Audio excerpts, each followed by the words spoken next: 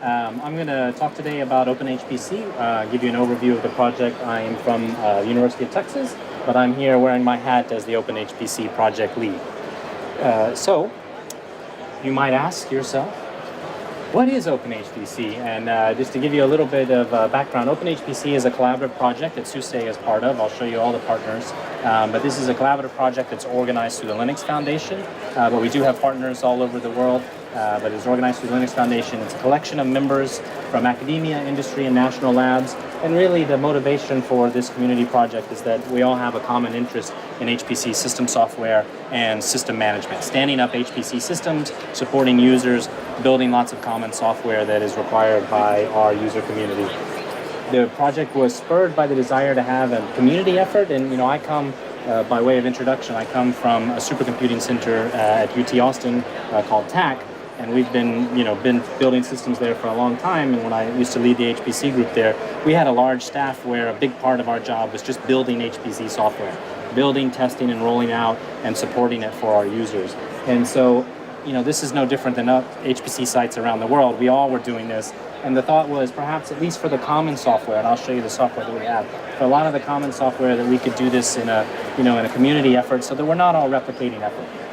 And this project was formalized in June of 2016 as part of the Linux Foundation.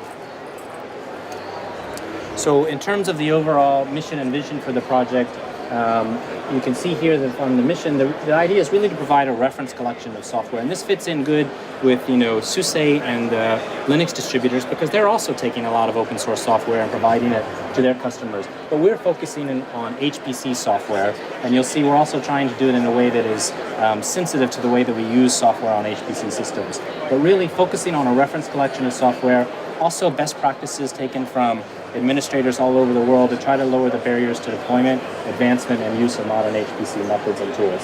And in terms of the vision, the main thing I just want to call your attention to, which this probably doesn't work on the screen, of course not, but the parts in blue is that we really are trying to have representation from a variety of folks in the HPC ecosystem. So, I come from a background of programming, writing code, scientific code, CFD code to run on HPC systems. So, representing users who are trying to get science done, representing the developers of code like middleware, MPI, IO libraries, having their point of view involved with the project. Also the people who are building and administering the systems, the people who own them, like sites at TAC and other HPC centers around the world, representing them because they're doing the lion's share of the administration of the systems. And of course vendors, people who are actually building the hardware that we're all buying to build our HPC systems. In terms of the current project members, you can see here, this is the token icon slide. These are all the folks that are currently involved with the project. Obviously, you see SUSE down here. SUSE was a founding member of OpenHPC. They've been involved since the beginning. And actually, I won't have time to get into the details, but we use a lot of open source projects. Actually, in particular, our build system comes out of something that SUSE supports called OBS, the Open Build System. But you'll see a wide variety of folks here. There's roughly 35 members, 36 I think, and it's a mixture of academics, labs, and industry. If you happen to come from an academic institution, if you might be interested in joining, there's no fee associated with this. From an academic point of view, the fees associated with industrial members. But you can see here we have multiple architectures involved, Intel and ARM.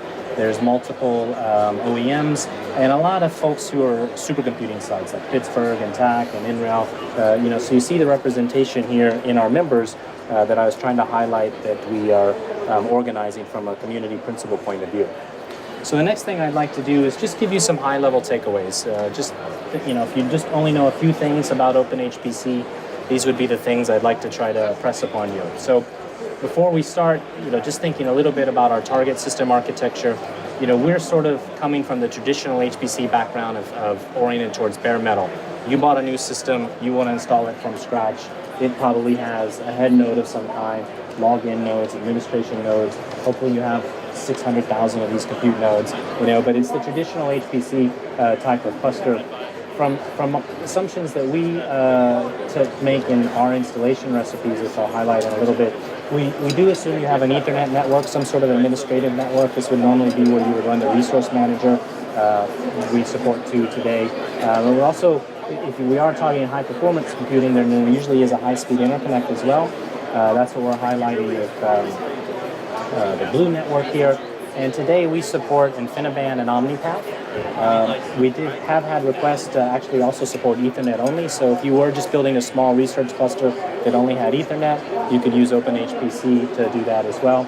And you see up in the top right-hand side the notion of parallel file systems. So OpenHPC recognizes that a lot of our big systems are going to leverage a parallel file system. So we provide clients that you could hook into a parallel file system that you might have at your institution. Today, the parallel file systems we support are Lustre and BGFS. So this is sort of the backdrop for architecturally what we're expecting. Obviously, I'm focusing on bare metal hardware, but this could be virtualized hardware as well. Right? There's nothing preventing that, and you'll see that it could even just be in a container. Fundamentally, we're providing a lot of software, but classically, we're thinking about this type of architecture. So let's move to our takeaways. So probably the highest level takeaway I'd like to press upon you is that OpenHPC is a building block software repository. So we are providing a collection of these pre-built ingredients, like they're binaries, they're pre-built, and we are making them available in a standard repository format that you're familiar with, Linux distributions. So, we support 2 OS distributions. For SLES, which we support, the idea is that we're providing packages which you can use natively with their package manager, so Zipper. And the idea is that you can pick and choose things that are of interest to your particular site. So I'll show you the list of software, but MPI stacks, provisioning tools, resource managers, scientific libraries. Because we're managing all of the dependencies as part of this software repository, you can pick the relevant bits. And we usually get a question along the lines of, hey, we don't happen to use the provisioner, one of the provisioners that you have in OpenHPC. That's fine. You can opt in and pick and choose, use your own provisioner and pull bits in from OpenHPC and deploy your system that way. Because we are very building block oriented, we know that people want to customize their environment. We sort of assume that that's going to be the case. So that's high level takeaway, is that we are a software repository and you interact with us just like you would any other package repository. And just to kind of highlight that, one thing to be aware of is that we are focused on HPC software. And so, if you've done this at an HPC center, you probably experienced the case where you have multiple compiler variants and you have multiple MPI variants, and you're probably using those different combinations to build lots of software. And so that's very much the situation that we're in with OpenHPC, and we just sort of instantiate that throughout the project. So it's incorporated into our package names. You see examples here of installing a common linear algebra library called HPC from Argonne National Labs, and you can see the variant here is with a GCC 7 using in backpitch, which means it would be appropriate to run on InfiniBand. And so we see that in the package names, we see it in how our dependencies are managed, and you see it even in our user environment, which I'll show you. So this simple example just under SUSE is highlighting installing a package from OpenHPC, in this case HPC. Obviously the package manager is going to take care of all of your dependencies like you'd expect. So we pull in the GCC compilers from OpenHPC, and we pull in HPC and in backpitch and everything else that we would need to use this. So this is just a quick and dirty example of using HPC, of at least installing HPC. And another thing to be aware of is that our environment in OpenHPC is very much oriented towards having a hierarchical software environment. So we recognize that there are some things which aren't sensitive to the compiler, but the vast majority of the development tools that we use in HPC are sensitive to the compiler and the MPI stack. And so this is just kind of highlighting an example. On the left-hand side, we might have builds of, I've got 2 examples here, the Boost C++ library and the parallel version of HDF5, which is an I/O library that we use in scientific computing.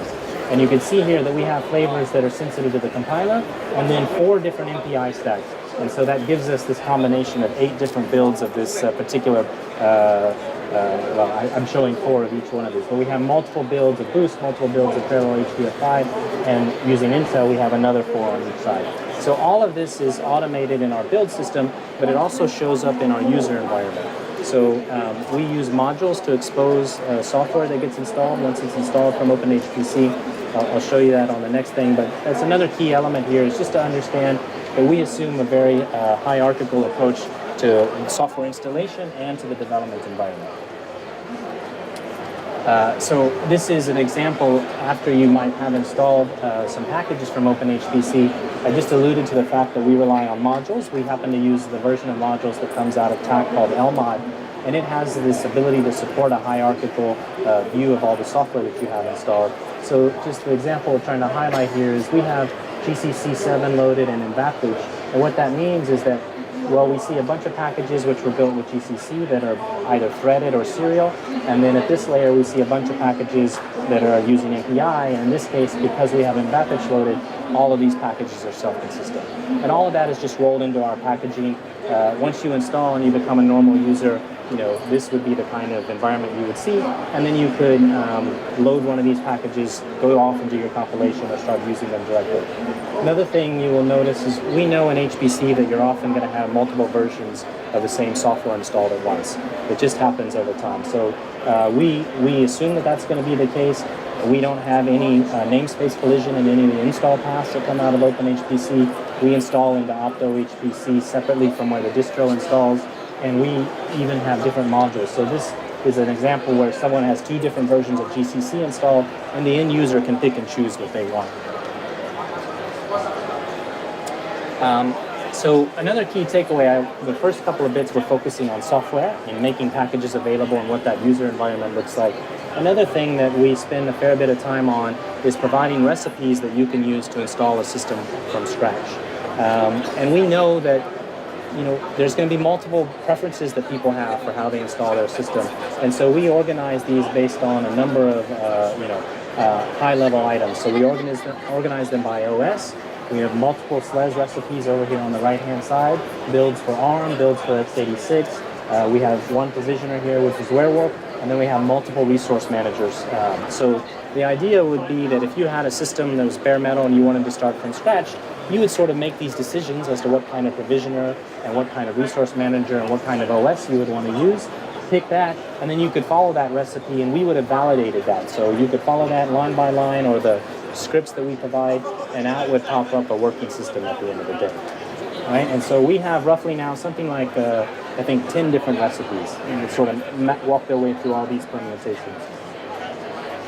Another thing I like to highlight is, as a standalone project, we're trying to provide a consistent environment across a lot of different types of systems. So different OSs and also different architectures. So what I'm highlighting here is I've got two systems. One's an Intel x86 and the other is an ARM system. And the point is that because we have built packages for them in a consistent way, once the end user hops on either one of those architectures, from their point of view, the environment is identical. Right? They see the same packages, they compile the same way, they run their jobs the same way, and we think hopefully this is an important element of the community work and a benefit that we're providing a consistent environment across multiple architectures in this case, but also across multiple distros. Whether you're on SLES or CentOS, that environment looks similar from the point of view of these modules. Okay, so those were some high-level takeaways for the project. Just want to wrap up with giving you an overview of the current release. Like everybody, we did a release right before supercomputing that came out last week, and that is version 136. So this is the software that's currently available in that release. The stuff that's in blue is new, and I'll show you how we get new software in, but you can see here kind of stuff that's at the top is more of an administrative nature. Things that support administration, something that the super users, the administrators would use. We have a couple of different provisioning options, a couple of different resource managers. We do get asked about containerization. See a huge growth in use of containerization. We included Singularity very early on in OpenHPC about a year ago. We also recently have added another containerization option called Charlie Cloud, comes out of the national labs here in the US. A number of iOS clients, but basically everything up at the top is sort of administration. And then when you go down, this is more things that the end user might actually access to write scientific codes and to use in their own scientific applications. So a lot of numerical libraries. Obviously, I highlighted multiple compilers. One of the things we do over time is we try to go with the latest version of the software as it becomes available. So with this particular release, we're introducing GCC 8 within OpenHPC. Previously, we were using GCC 7. We have a number of different API stacks. and a number of different performance tools as well. So the idea for these is that we give the end user the capability to profile their code using hardware counters. You'll notice HPC is here, and there's a number of tools which sit on top of HPC that you can use to really dive in and analyze an MPI code. And so we just added some new ones from Barcelona Supercomputing Center, Perivar, Demimas, and Extra, all showed up in this last release. So this is sort of the high-level view of the components we have. If you add everything up, it's something like 88 components. But when you look at the actual number of RPMs, because of all the compiler and MPI combinations, it's something like 700 RPMs overall. So the stack has grown over the years. So I showed you the list of packages. You may ask, how do we get more software in there? And that's a good question. So we have a pretty simple submission process. Anybody can submit. You don't have to be part of the community. Just go to this GitHub site, and we just have sort of a little form where you can request software. And this forces us on the technical steering committee to review that and decide whether to try to bring it in or not. And we take this very seriously. We review this once a quarter. And all of these packages that you see here, however many this is, looks like 18-ish, all of those came through and were added to OpenHPC by this process. So if you're interested, if you happen to be a developer of some snazzy software that you think we should be including, the next deadline is December 7th. And then we just review on a quarterly basis after that. All right, well, I hope that was a quick introduction into OpenHPC. We are a community that was formalized under the Linux Foundation. We've been up and running for a couple of years now. We're a pretty active community. We have all the usual things like mailing lists, and you can submit pull requests to us. We have a very active community. We've been doing releases roughly once a quarter. Get a lot of help from the folks at SUSE who help us out. We try to stay current, so starting next year we'll be moving to the next version of SLES, adding support for that.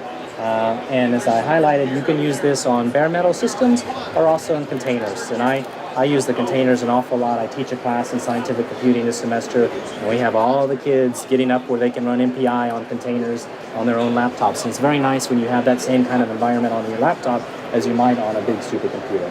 And the last thing I'll end with is we're having a Birds of a Feather session tomorrow. If you'd like to come learn more or complain or give us feedback, we'd welcome that, and that's at 12:15 tomorrow. And thank you for your time. 12:15 where?